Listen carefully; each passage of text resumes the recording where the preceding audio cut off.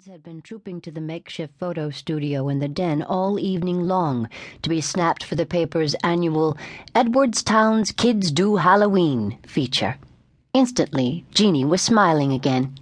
I tried to make him a pirate, but he wouldn't take the eye patch. Next year, then, offered Sally, starting to disengage. We'll save the front page. Distractedly greeting people as she went, she made her way through the crowded dining room to what was left of the 6-foot-long superhero and sliced off a piece. Then, pouring herself a plastic cup of red wine, her fourth, she retreated to a corner. "You okay?" asked her husband Mark, appearing beside her. "I gotta get out of here." He nodded meaningfully. "Jeannie Porter's Immaculate Conception, right?" "What?" "Oh, you're lucky. You were spared the full story." He took her hand and squeezed. "Don't let it get to you. She's resented you since high school, ever since you whipped her in the finals of the 440. "Thanks. That helps." She gave a wistful smile. "It beats thinking of myself as bitter and petty." In fact, he'd loved her just as long.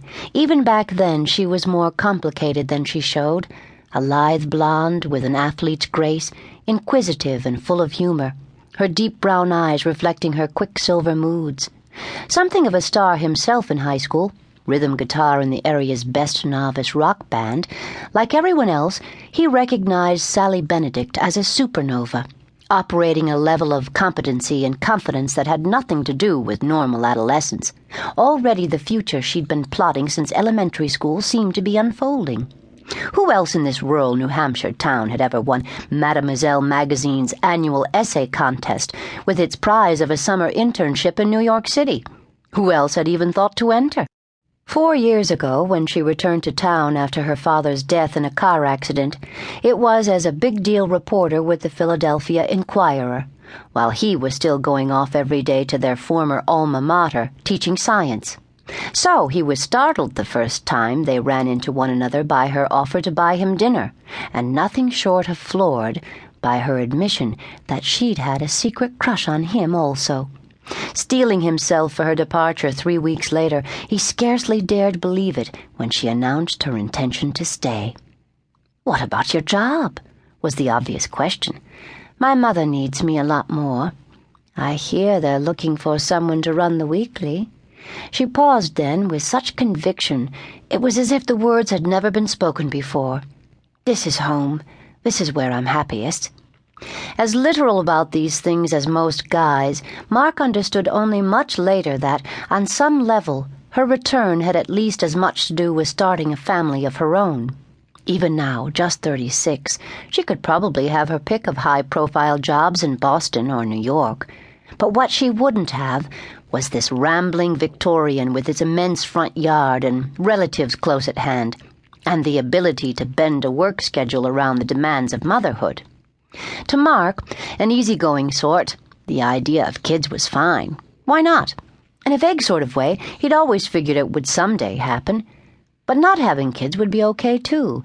It was this helpless in-between state that was so hard to take, the maelstrom of anxiety and doubt into which Sally had been thrown after more than a year of trying. Now, at the party, he spotted a pair of sullen 16-year-olds with pierced noses and dyed pink hair lounging in a nearby corner. "Hey, guys," he called out for Sally's benefit. "Terrific costumes." "You know them?" "Former students of mine." He dropped his voice. "Look at the bright side. That's what babies turn into." She smiled weakly, appreciating the effort. "I'll take my chances." "Look," he offered, "you really look like you can use a break. Why don't you duck out for a while? Your mom and I will handle things here." He nodded toward Sally's mother in the next room, shepherding a half-dozen kids into line beneath a jack-o'-lantern piñata. She hesitated, then nodded. "Just for a little while." Slowly, she made her way upstairs and into the spare room Mark had turned into a home office. Taking a couple of Tylenol, she clicked on the TV and collapsed onto the couch. Arm flung across her face, watching through one heavily lidded eye, she flashed by the channels. Abruptly, she sat up and flipped back a couple of spots. Yes, there he was, R. Paul Holland, slightly grayer than when she